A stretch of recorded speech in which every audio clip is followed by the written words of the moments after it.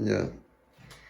Good morning everyone, I'm Nuria Ruau and today I'm going to present you my summary from the speech tags from the English language in context subject.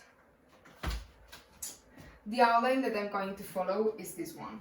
First of all, I'm going to start by explaining the form versus the pragmatic function. After this, I'm going to explain you the meaning marking sources. Then I'm going to show you what indirectness means and what happens if this happens. And then finally I'm going to show you all the types of speech checks that we can find. Okay, first of all, form versus pragmatic function. Following the rules that we have learned previously, following or not them, that can affect us in the way that accomplishing our purpose can be more successful and easier. Some people think that by doing the things in their own way without taking into account some grammar rules, they are going to do it in a more efficient way. There are some other examples of communicative processes. For example, help me.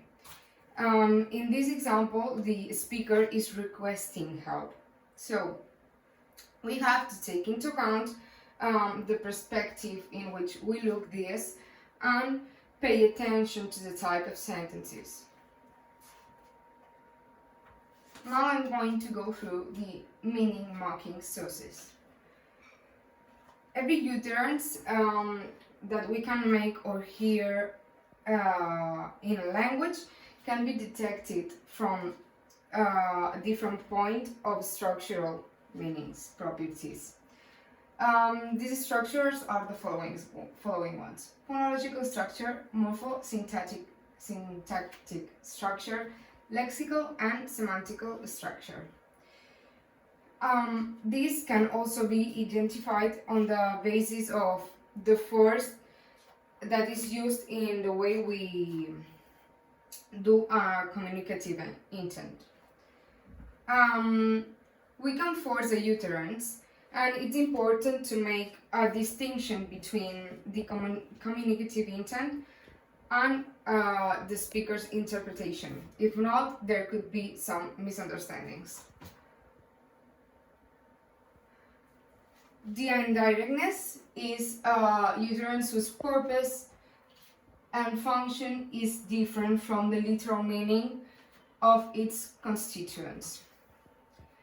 Indirectness is the result of both linguistic and socialization of learning processes.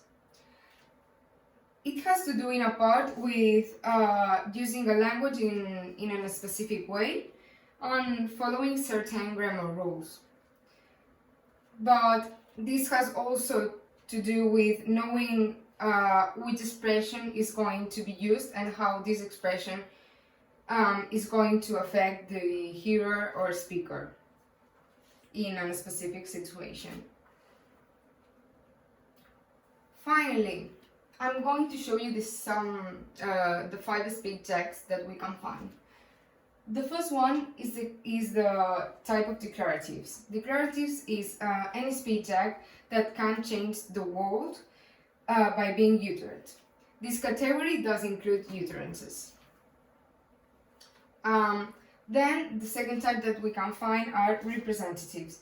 Representatives is a speech act in which stating what the speaker believes to be true or not about the world. Then we can find the expressive type, which are any speech that act through which the speaker reveals his or her own feelings towards something or emotions. Then we can find the directive ones, that are speech intended to get to others or to do something. And finally, the commissives, that are any speech acts through which speakers commit themselves to carry out certain action in the future. So I hope you enjoyed, and thank you so much for listening to me.